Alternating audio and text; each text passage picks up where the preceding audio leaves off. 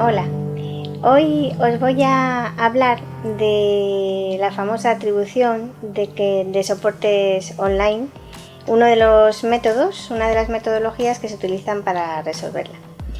¿Qué es la atribución online? Cuando una persona entra en nuestra página web o pide un presupuesto o hace una compra, pues esa persona ha podido pasar varias veces por nuestra página web y ha podido venir de diferentes soportes online.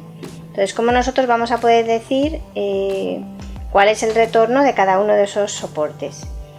Hay muchas metodologías, a veces solamente se le da esa atribución al último clic, o a veces, por ejemplo, se establecen reglas entre el último, el primero, pues digamos que son cosas pues, que se hacen un poco a la medida. Y hay otras metodologías. Una de esas metodologías es la que os voy a contar yo hoy, que es el valor de Shapley, que es una metodología que viene de la rama de teoría de juegos. Y la teoría de juegos es un poco, tiene que ver con la forma en la que nosotros jugamos, los diferentes juegos que hay. Hay juegos, por ejemplo, que son competitivos, que son juegos, imaginaros que tenemos que subir por una montaña y coger un tesoro.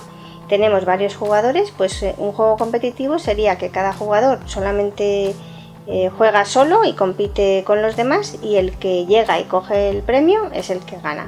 Y luego hay juegos colaborativos, que es un ejemplo del valor de Shapley que os voy a contar, que sería el mismo caso, pues los jugadores no compiten entre ellos, sino que hay partes del trayecto que van solos, pero luego hay otras partes en las que se ayudan. Finalmente se puede conseguir llegar al premio, y lo que se hace es que se reparte un poco en función de lo que cada uno ha aportado. Y la gracia de eso es poder discriminar cuánto ha aportado cada uno. Entonces, ¿por qué tiene eso que ver o cómo lo podemos aplicar a los soportes online? Porque digamos que si nosotros estamos hablando, por ejemplo, de SEM y de display, cada uno de ellos sería jugadores. El premio sería conseguir la venta de un producto determinado. Y bueno, pues os voy a contar un poco con algún ejemplo. El valor de Shapley, solamente que sepáis que tiene estas 4 características, que son, primero, que el premio se va a repartir en su totalidad, es lo que se llama la eficiencia. Si un jugador no contribuye, no se lleva premio.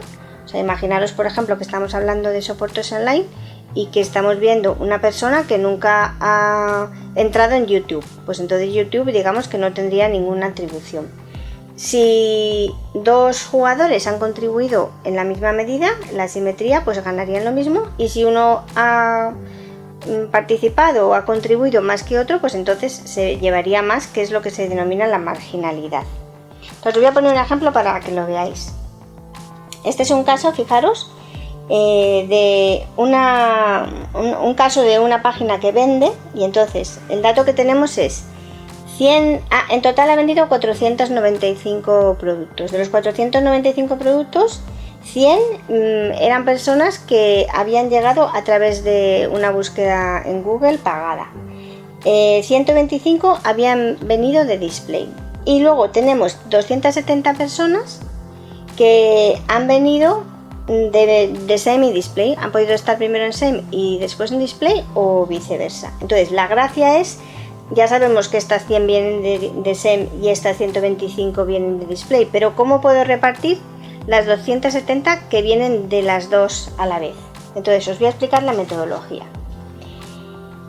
Bueno, lo primero que sé es que hay 100 que vienen solo de display, de SEM, y luego tengo 270 que vienen de los dos. Entonces una lógica sencilla es decir, bueno, pues de las 270, si ya sé que 100 vienen de SEM, pues le voy a dar a display la diferencia que hay entre las 270 y estas 100 que ya tengo de SEM, y por lo tanto display sería 170.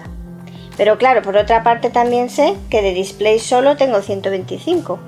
Pues aplicando la misma lógica, si tengo 125 de display y 270 de display más SEM, pues la diferencia sería lo que en este caso le asignaría a SEM, que serían 145. ¿Vale? O sea que por 2 caminos y el mismo razonamiento tengo 2 asignaciones distintas a SEM y 2 asignaciones distintas a display.